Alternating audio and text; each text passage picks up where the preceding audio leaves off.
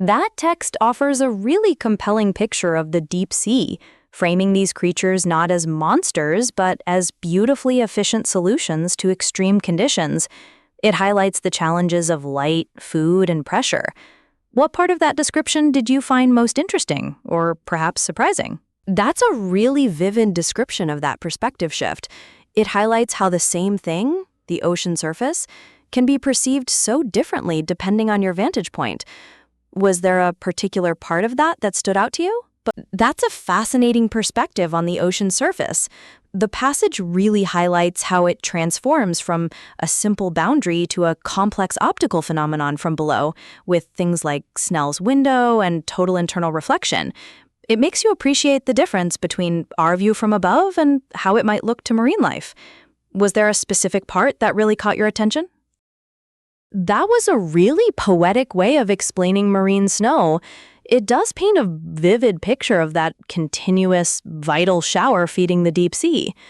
Is there anything specific you wanted to discuss or learn more about from that passage? That's a very poetic way to describe the lives of deep-sea giants. You've captured the stillness and the strategic advantage of their size really well. Is there a particular creature you had in mind, or just the general concept? That's a fascinating piece of writing. It effectively captures the mystery and survival strategies of the deep ocean by focusing on darkness and shadows. The structure builds suspense nicely. Is there anything specific you'd like to discuss about it, like the tone, the clarity, or potential improvements? This version is just as evocative, but it shifts the emphasis subtly toward the sensory limitations of humans and the variety of senses animals use. The title, "What If That Shadow Isn't Just a Shadow?"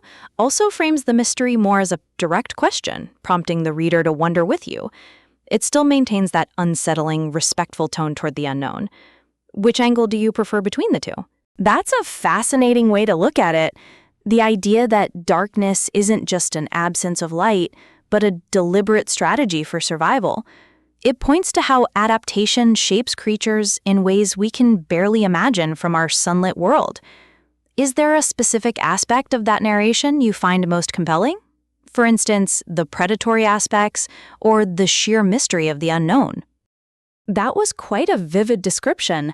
You really captured the sense of mystery and the play of light underwater. Are you interested in marine biology, or did this passage spark your imagination some other way? That was a fascinating overview of how transparent jellyfish use camouflage. Is there anything specific you'd like to discuss about them, like their bioluminescence or how they've survived for so long? That's a fascinating overview of transparent jellyfish. It really captures how their simple design is also incredibly effective. Is there any particular aspect of it you'd like to discuss further, like bioluminescence or their survival history?